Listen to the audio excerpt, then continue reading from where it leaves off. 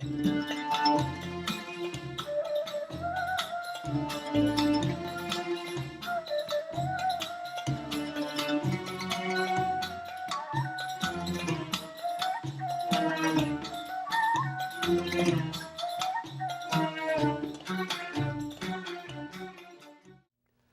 to your weekly program, Bilahdan, a show with an accent for those without one. A lot of things happening this month. We're commemorating 150th anniversary for the biggest mass execution in this country. When the federal government executed here in our hometown in Mankato in Minnesota, 38 Native American, we call it the Dakota War, were executed in the same day. This week, December 16, 150 years ago. Also 4 years ago, we all remember the Arab Spring sparked in Tunisia when female security struck a young man, Ben Azizi, and he was humiliated and put himself on fire. Demonstration, Ben Ali ran away, and the rest is history. Arab Spring toppled dictator. Now we have election in Tunisia that brought dictator back. Same thing in Egypt. Arab Spring toppled Mubarak. Election brought military back. So what is going on in Arab Spring and what's going on in election in Tunisia? We have here a very special guest, Sid Ahmed. He's a Tunisian American living here for a long time, a poet, a political analyst, and he's following an event in Tunisia, and he just came back from Tunisia, as a matter of fact. Welcome to Bilahdan, Sid. Thank you so much for coming on such a snowy day. I know it wasn't easy, but we were talking about the Arab Spring, whatever ups and downs and violence and silmiya and all that. But at the end of the day, they toppled all the regimes in Egypt and Correct. Tunisia and Libya and Yemen and all that. And the last 3-4 years, things are regressing again. And the old regime or the dictators or military, whatever, used to take power through violence, through coup or all that. Now they come to power through election.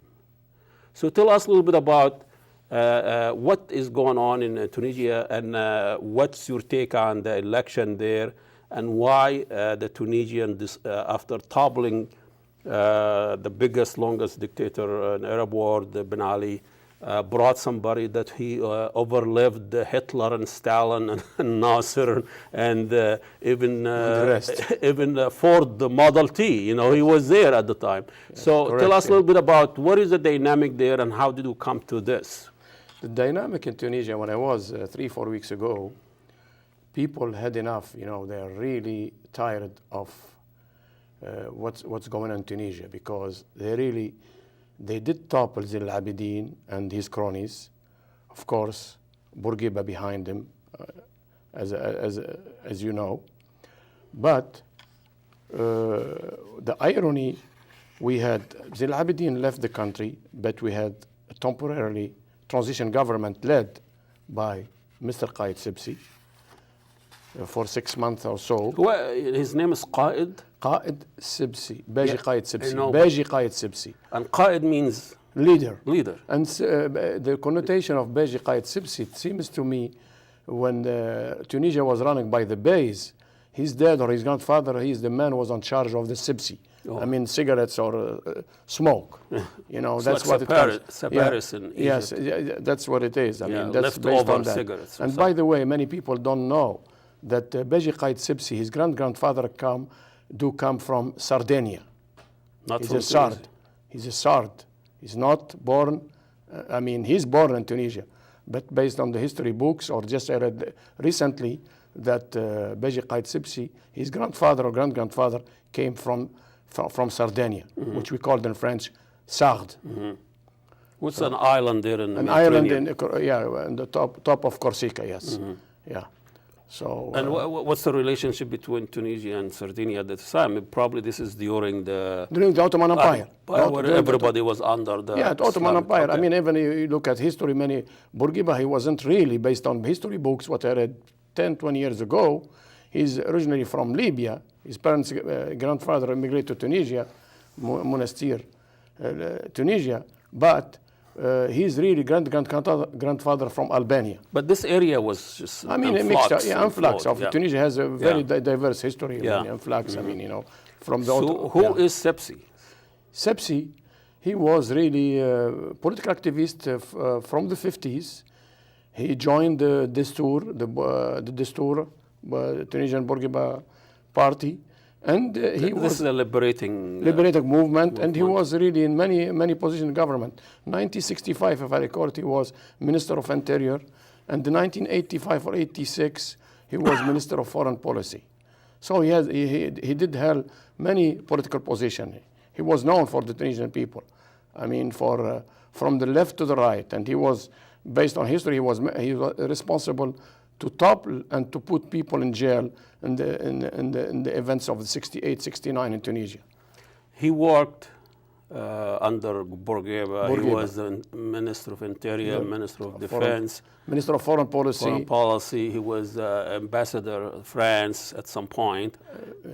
He got his training from France. He was of course. I mean, of course, he's a francophone. Yeah, so his background is francophone. But like most of the leadership of Tunisia. I mean, the leadership and Tunisia was colonized by France. So most of us, my generation and the previous generation, are educated. I mean, bilingual, but influenced by the French system and French education. But his history, he wasn't like an ideologue. He was an opportunist. He was just jumping, sometimes his work was Bourguiba, sometimes is against Bourguiba. I don't think he was an opportunist. He has never been against Bourguiba. He has been a member, actually, by being elected recently, he praised the Bourguibism. He did praise the Bourguibism, the past of Bourguiba, but he denied completely Zil Abidin for 23 years. What happened irony, then? I mean, I don't know. According to him, it was worse. No, because we toppled Zil Abidin. Zil Abidin is the bad guy, worse than Bourguiba. So he wants to distance himself from that. How could a Bourguiba goon or a Bourguiba man be elected after a revolution? Really, it's a mind-boggling. As I mentioned, I mean, one time, I mean, most of the Tunisian about this, Beji Khaït Sibsi and Merzougi, Beji Khaït Sibsi in particular, they were stuck between the rock and the hard place. Because toppling Zil Abidin for 23 years, and here comes a guy, after 50 or 60 years, participant of both regimes, he's the head of a party. His party won 86 seats in the parliamentary election. So it's a very mind-boggling for the Tunisian. I mean, like me, I never supported Bourguiba, as far as I'm concerned, since I remember from my teenager, and Zil Abidin, because these people are not Democrat, and they have never been elected by the Tunisian people. They are thugs, as far as I'm concerned, especially Zil Abidin. He's a thug, promoted and groomed by the CIA. Most of people don't know that, No, most of them are. I mean, no, especially Zil Abidin. He's a thug, literally, as far as I'm concerned, and most of the Tunisian, what he has done, him and his family. But Sibsi worked under Zain Abidin. Temporarily, but I can't recall, but he did work. Yes, he did. And let's say his relationship with the left. Beji Khaït Sibsi. I don't know if he has some people in his coalition from the left now, like the leader of the Union, Bakouche. He's the Secretary General of his Nida Tunis. Some people, when I was in Tunisia, some people really, they didn't want to vote for him. But because of Merzougi behavior. Which was representing the Islamist and... No, so-called when he came in, he wasn't Islamic and liberal and secular. Yeah. Merzougi, that was the ticket. But in reality, it looks like he did some political move-ons, so to be helped or to seek help of the Nahda. So to be re-elected, to run. Which is the brotherhood. But it's a kind of brotherhood in Tunisia. Yeah. you know, with the leader Ghannouchi and Abdel Fattah Mourou and Jbali and so on. So electing or bringing back an old guard of Bourguiba or Ben Ali was a reaction or a fear of the Islamists. Is that a good?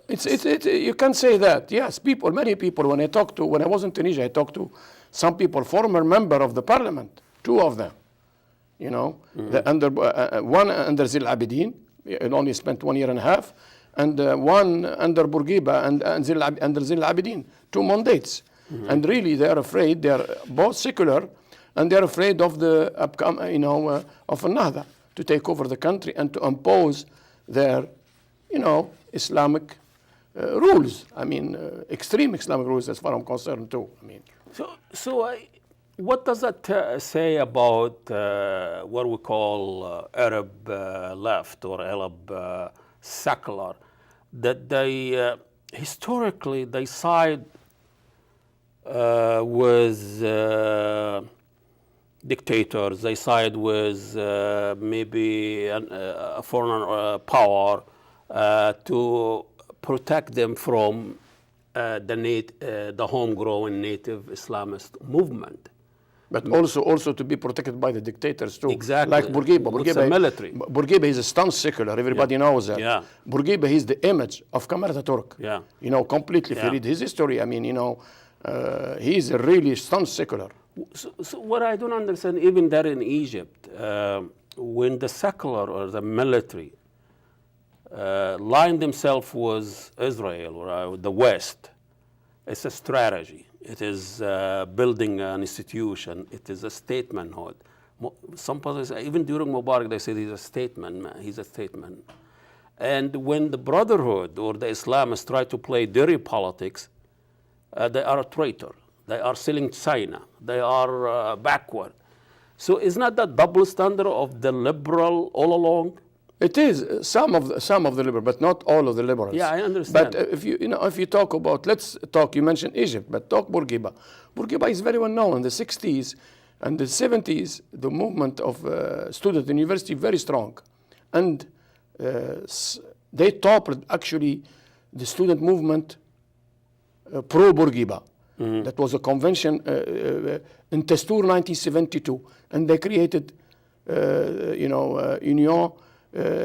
Like a student movement independent UNCAL, to not to be linked to Bourguiba. We want to be students. They said we want to be independent. So then they have been infiltrated by the regimes, even the secular regimes.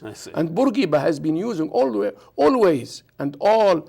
If you see through history, the right winger or the puppet regimes, they used left versus Muslim and Muslim versus left. On that note, let's take a short break and we'll come back with Sid Ahmed and a Tunisian American. We're talking about election in Tunis and Arab Spring. So don't go away for a few minutes. And Assalamu alaikum and God bless you all.